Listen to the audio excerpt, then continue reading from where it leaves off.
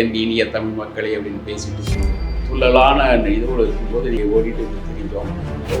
மூக்கின் காரணம் நகர முடியல.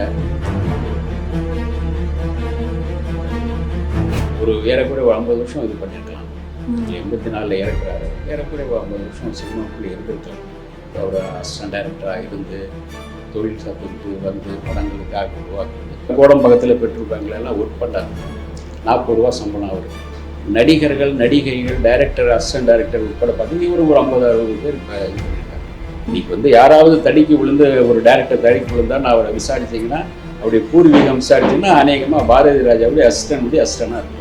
முதல் மரியாதை பண்ணும்போது முதல் மரியாதையில் வந்து பல விஷயங்கள் நடக்குது. அதில் ஒரு கட்டத்தில் வந்து சிவாஜி வேணாங்கிற அளவுக்கெல்லாம் அது போயிருக்கேன்.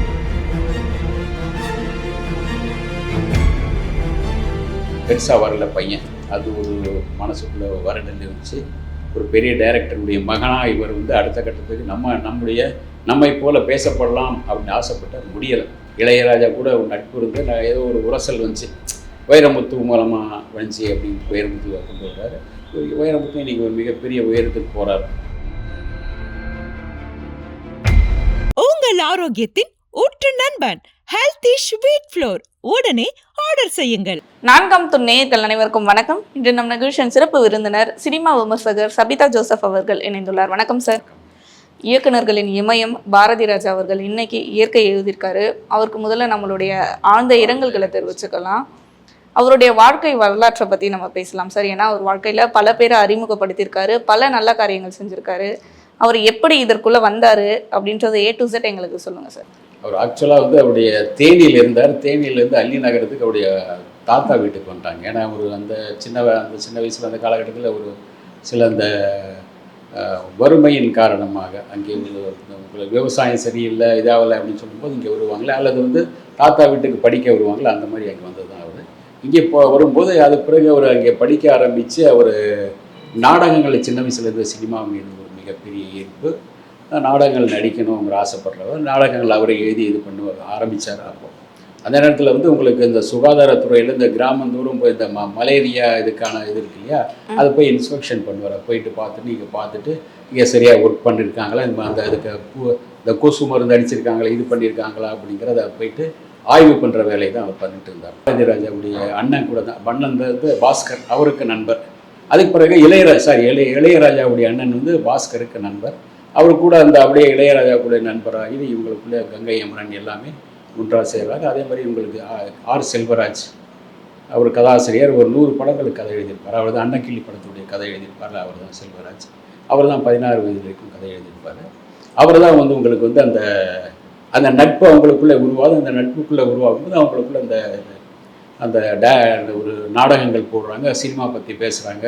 சினிமா பற்றி பேசி எங்களுக்குள்ள ஒவ்வொரு படம் பார்க்கும்போது அந்த படத்தை பற்றி பேசுகிறது, அந்த படத்தினுடைய பாடல்கள் பற்றி பேசுகிறது, அந்த லவ் சீன் பற்றி இப்படி பேசி சினிமா அதை வந்து ஒரு வில்லேஜுக்குள்ளே ஒரு கிராமத்துக்குள்ளே இருந்து நீங்கள் பேசிகிட்டே இருந்தால் ஒன்றாகாது. நம்ம வந்து சென்னைக்கு போனால் தான் உண்டு. முதல்ல நான் சென்னைக்கு போகிறேன், போயிட்டு அதுக்கு பிறகு உங்களை கூப்பிட்றேன்ட்டு இவர் வந்துட்டார். பாரதியார் வந்துட்டு இங்கே வந்து உங்களுக்கு வந்து ஒரு வாய்ப்புகள் தேடிட்டு இருக்கும்போது ஒரு 3-5 டைரக்டர்கிட்ட ஒர்க் பண்ணார். புள்ளையான்னு ஒருத்தர், அவர் வந்து ஒரு ஃபேமஸான ஒரு தெலுங்கு டைரக்டர். உங்களுக்கு அந்த பானுமதி இருப்பாங்க இல்லையா, அவங்களெல்லாம் இன்ட்ரடியூஸ் பண்ணவர். அவர் பானுமதி முதல் படத்தை அவர் தான் பானுமதியை சினிமாவுக்கு கொண்டு வந்தவர். அதுக்கு பிறகு அஞ்சலி தேவி உட்பட நிறைய பேரை வந்து நடிக்க வச்சுருக்காரு. அவருக்கு கூட ஒரு அசிஸ்டன்ட் டைரக்டராக ஒர்க் பண்ணார். அதுக்கு பிறகு கனல் அப்படின்னு ஒருத்தர், அவர் வந்து கன்னட டைரக்டர். அவர்கிட்ட கன்னட படங்களுக்கான ஒர்க் பண்ணார். அதுக்கு பிறகு அவினாசி மணின்னு ஒரு டைரக்டர். அப்புறம் அவர் பாடலாசிரியம் சில நேரங்களில் இவங்களே சொல்லி கங்கை முருகன் எழுதியிருப்பார். ஒரு 2 இட்லி வாங்குவோம், அதை 4 செட்டி, அதாவது 4 கிண்ணம் சாம்பார் வாங்குவோம், சாம்பார் ஊற்றி குடிப்போம். அதனால எங்களை பார்த்தாலே சாம்பார் கம்மியாக தான் கொடுக்க ஆரம்பிப்பாங்க. ஏன்னா காசு இருக்காது இல்லையா, 2 இட்லி தான். அது அந்த 2 இட்லியே வந்து ஈவினிங் வரைக்கும் நீங்கள் பசி ஆற்றணும். அந்த மாதிரி ஒரு சூழ்நிலை இருக்கும்போது அவர் வந்து இங்கே வந்து ஒரு பெட்ரோல் பங்கில், கோடம்பக்கத்தில் பெட்ரோல் பங்கில் எல்லாம் ஒர்க் பண்ணார். 40 ரூபா சம்பளம் அவருக்கு, 40 ரூபா சம்பளம். அப்புறம் வந்து மறுபடியும் இவங்க வந்து அங்கேருந்து லாரி வந்து மறுபடியும் வந்துட்டாங்க, லாரியில் வந்துட்டாங்க. இளையராஜா, கங்கை அமரன், பாஸ்கரன் இவங்கெல்லாம் வந்துட்டு இங்கே வந்து அவங்கள முயற்சி பண்ணிகிட்டு இருக்கும்போது அப்புறம் சங்கிலி முருகன், அப்புறம் சில நாடகங்களுக்கெல்லாம் அவன் அந்த மியூசிக் பண்ண ஆரம்பித்து நாடகம். அப்புறம் வந்து எஸ்பிபியுடைய மெல்லிசை குழுவில் அவெல்லாம் இந்த மயில் அப்படின்னு ஒரு கதை எழுதி அந்த கதையை தான் வந்து உங்களுக்கு திடீர்னு ஒரு நாள் வந்து ராஜ்கண்ணு அவர் வந்து அவர் ஃபைனான்ஸி அவர் நிறைய படங்களுக்கு ஃபைனான்ஸ் பண்ணுவார். அவர்கிட்ட வந்து ஒரு படத்துக்கு அந்த நான் ஒரு படம் எடுக்கலான் இருக்கேன், ஒரு கதை சொல்லுப்பான்னு சொல்லும்போது இவர் ஒரு கதை சொல்கிறார். வேற ஒருத்தர்கிட்ட சொல்லும்போது அவர் வந்து இவர்கிட்ட ஒரு நல்ல கதை இருக்கியா கேட்டுக்கோ அப்படின்ட்டார். அந்த கதை கேட்டவுடனே இவருக்கு நல்லா இருக்குது, ஓகே இது பண்ணலாம் அப்படின்ட்டார். அது 5 லட்ச ரூபா செலவுக்குள்ளே பண்ணப்பட்ட ஒரு படம். கமல்ஹாசன், ரஜினிகாந்த், மயில், இவர் ஸ்ரீதேவி, கவுண்டமணி, இந்த மாதிரி ஒரு மிகப்பெரிய ஆளுமைகள் எதிர்காலத்தில் இந்த மாதிரி ஒரு ஆட்களாக வருவாங்க அப்படின்னு தெரியாது. அன்றைக்கி வந்து கமலுடைய சம்பளம் வந்து ஒரு 25,000 ரூபா என்னமோ தான். அதே மாதிரி ஸ்ரீதேவிக்கு சம்பளம் வந்து 30,000 ரூபாய்க்குள்ளே தான். ரஜினி சாருக்கு வந்து 5,000 ரூபா பேசப்பட்டது. 5,000 ரூபா கேட்டார் ரஜினி சார். 5 நாள் வேலை தான் அப்படின்னாங்க. 5,000 ரூபா கேட்டார். அவ்வளோலாம் தர முடியாது, 2,000 ரூபா தர, இல்லை 2,500 கொடுங்க அப்படின்னு 2,000 ரூபா தான் கொடுத்தாரு இது வரைக்கும். இன்னும் ரஜினிக்கு அவர் இறந்துட்டார். ரஜினிக்கு இன்னும் 500 ரூபா அவர் கடன் இருக்குது.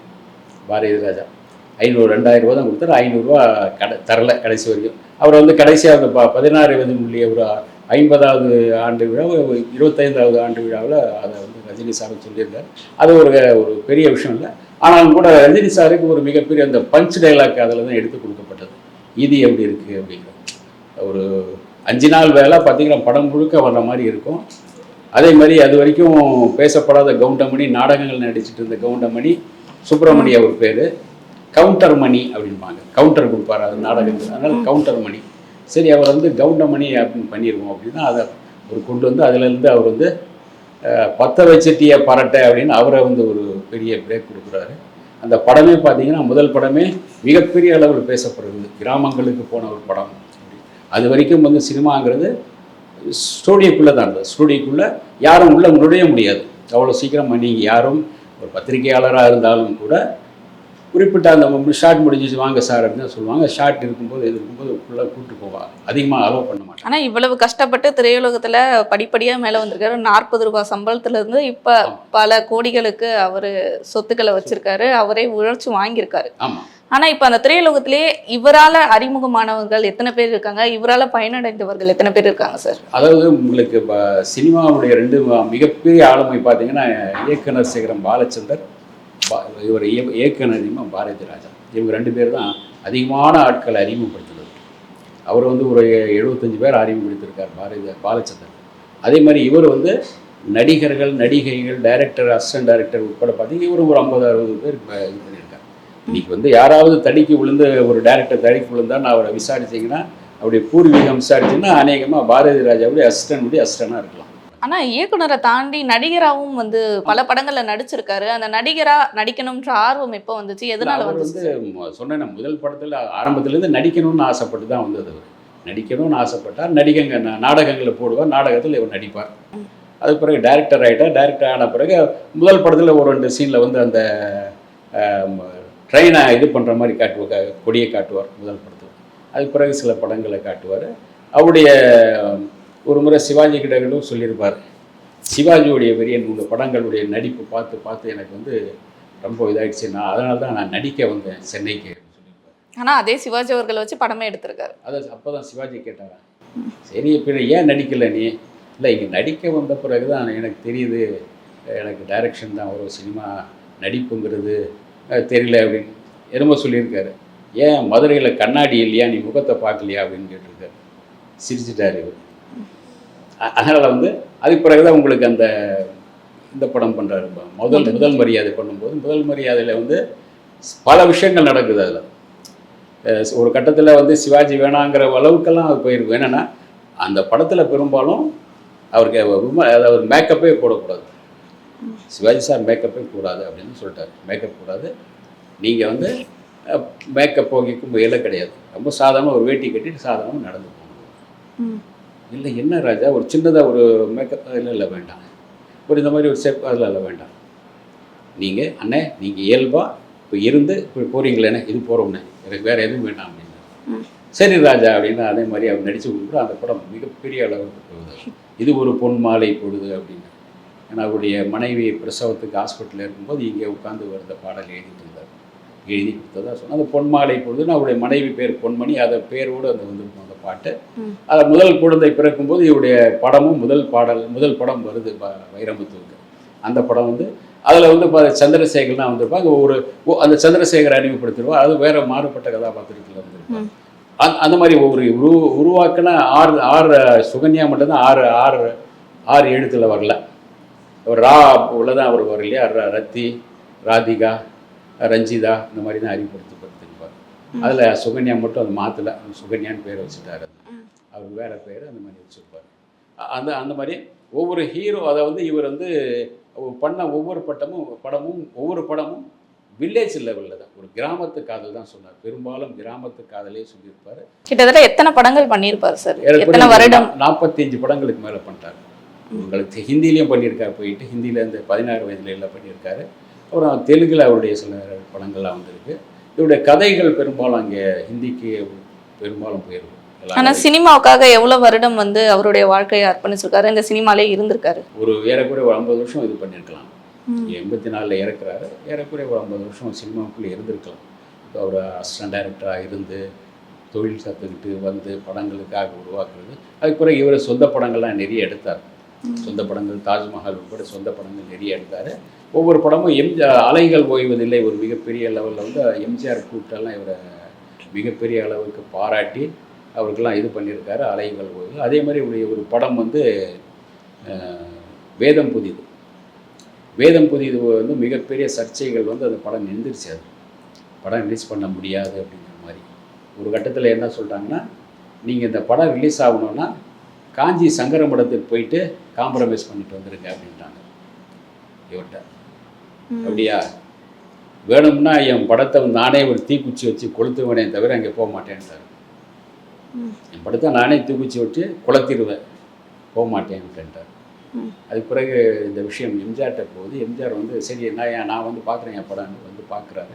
ஃபுல்லாக உட்காந்து பார்த்துட்டு எம்ஜிஆர் ரொம்ப ரசித்து பார்க்குறாரு. அந்த படத்தை ரொம்ப ரசித்து பார்த்து சூப்பர் அருமையாக, ஐயோ எங்கேயோ பண்ணிட்டு போயிட்டேயா, மிரட்டிட்டேயா, நல்லா இருக்கியா, இதுக்கு என்ன பிரச்சனை நான் பார்த்துக்கிறேன் அப்படின்னா. அதுக்கு பிறகு அவர் எம்ஜிஆர் தலையிட்டு அந்த படத்தை ரிலீஸ் பண்ணுறாங்க.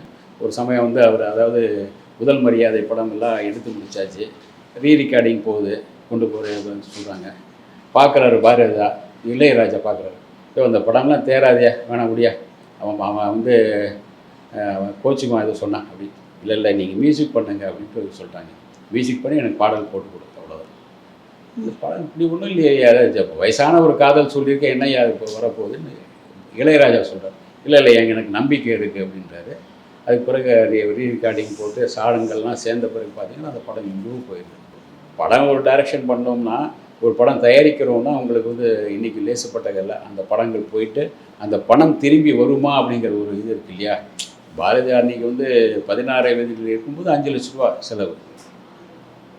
அந்த படம் இன்றைக்கி பல கோடி ரூபா சம்பாரிச்சிச்சு அந்த படம். ஆனால் இன்றைக்கி முடியுமா அந்த படம்? இன்றைக்கி எடுக்கணும் அப்படின்னா அதே ரஜினி கமல் நடிக்கணும் அப்படின்னா கமலுக்கு 150 கோடி ரூபா தரணும், ரஜினி சாருக்கு 200 கோடி ரூபா தரணும், 300 கோடி. அப்புறம் ஸ்ரீதேவிக்கு 150 கோடி ரூபா தரணும். முடியுமா? அது கவுண்டமணிக்கு ஒரு நாளைக்கு 10 லட்ச ரூபா சம்பளம் தரணும்னு வரும்போது என்ன ஆகும் உங்களுக்கு? இன்றைக்கி எடுத்த அந்த படம் 400 கோடி ரூபா ஆகும் இன்றைக்கி. ஆனால் அது அந்த அன்றைக்கி எடுத்தது அது இன்றைக்கி வரைக்கும் பேசப்படுது இல்லையா. அதனால் படம் ஒரு எடுக்கிறோம் அப்படின்னா அந்த படம் நஷ்டம் அடையக்கூடாது. இது மாதிரியான யோசிப்பார் அவர். பையன் வந்து அவன் ஆர்வத்தோடு இருக்கா, ஆனாலும் கூட அவன் டைரக்டர் ஆகணும்னு ஆசைப்பட்டார். பையன் டைரக்டர் ஆனார். 1-2 படம் சுமாராக போச்சு, அது வச்சுக்கங்க, பெருசாக வரல பையன். அது ஒரு மனசுக்குள்ளே வருடல் இருந்துச்சு. ஒரு பெரிய டைரக்டருடைய மகனாக இவர் வந்து அடுத்த கட்டத்துக்கு நம்மை போல் பேசப்படலாம் அப்படின்னு ஆசைப்பட்டார், முடியலை. அந்த ஒரு வருத்தம் இருந்தது. ஒரு வயது மூப்பின் காரணம் வேறு. வயதாகிடுச்சு, ஏறக்குறைய உங்களுக்கு 80 வயசு ஆகும்போது கொஞ்சம் அப்படியே 84 வயசு இல்லையா, 75 வரும்போது கொஞ்சம் அப்படியே தள்ளாட்டம் இருக்குது. கொஞ்சம் மருதியெல்லாம் வந்து கொஞ்சம் ஞாபகம் மருதியெல்லாம் வரல, கரெக்டாக இருந்தது அதெல்லாம். ஆனால் உங்களுக்கு வந்து ஒரு ஜெய்ஜாண்டிக்காக நின்றுட்டு அப்படியே ஒரு என் இனிய தமிழ் மக்களே அப்படின்னு பேசிட்டு ஒரு இது இருந்தீங்க இல்லையா. ஒரு துள்ளலான இதுவோடு இருக்கும்போது நீங்கள் வந்து ஒரு 40 வருஷம் கழித்து நீங்கள் உங்கள் முகத்தை கண்ணாடியில் பார்க்கும்போது உங்களுக்கு எப்படி தெரியும்? உங்களுக்கே ஒரு மாதிரியாக தெரியும். அது வந்து நம்முடைய மூப்பு காரணம். அதை வந்து ஒரு பெருசாக நம்ம இது பண்ண முடியாது. இருந்தாலும் கூட நம்ம இப்படி இருந்தோம் இப்படி ஆயிட்டோமே அப்படிங்கிற ஒரு கழிவிறக்கம் வரலாம், வேறு பல விஷயங்கள் வரலாம். அது வந்து எப்படி ஓடிட்டு திரிஞ்சோம், மூப்பின் காரணமாக நகர முடியல, எங்கேயும் போக முடியல அப்படிங்கிற ஒரு இது வரும் இல்லையா. இதெல்லாம் வரும்போது அவங்களுக்குள்ளே ஒரு ஒடிஞ்சு போக ஆரம்பிச்சிடும். கண்டிப்பாக சார்.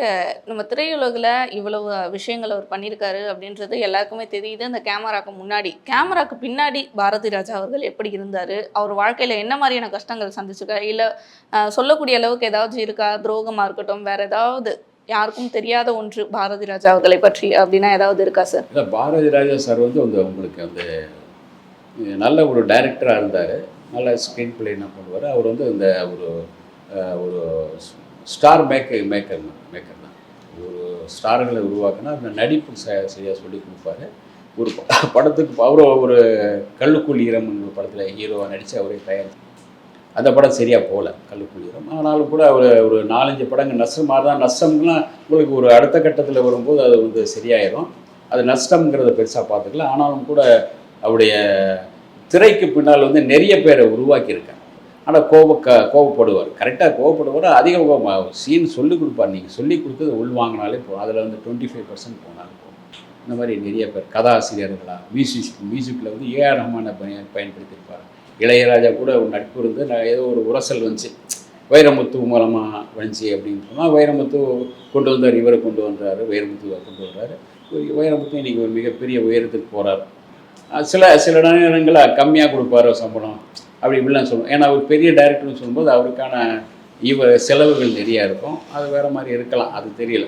அதெல்லாம் பெரிய குறை கிடையாது. ஆனால் உங்களை உருவாக்கி கொடுத்துட்டார். ஒரு படத்தில் நீங்கள் நடித்தாலே பாரதி ராஜா படத்தில் நடித்ததா அப்படின்னா உடனே உங்களுக்கு ஒரு சர்டிஃபிகேட் கிடைச்சிருது இல்லை, உடனே அந்த பாரதி ராஜா படத்தில் நடித்தவர் அப்படின்னா உங்களுக்கு எல்லாமே வந்துடுது. கண்டிப்பாக சார். அவருக்கு ஒரு பெரிய இழப்பாகவே இருந்திருக்கும். அது அந்த மீளா துயரத்திலே இருந்து இப்போ அவரும் இயற்கை எழுதியிருக்காரு. அவரை பற்றின பல சுவாரஸ்யமான விஷயங்களை எங்ககிட்ட பகிர்ந்துக்கிட்டீங்க. ரொம்பவே நன்றி சார். இதே மாதிரி பல நிகழ்வுகளை பற்றி தொடர்ந்து பேசுவோம் சார். நன்றி. iPlus TV, India's #1 QLED TV. Crystal clear picture quality with 3-year replacement warranty. Smart voice, smart entertainment.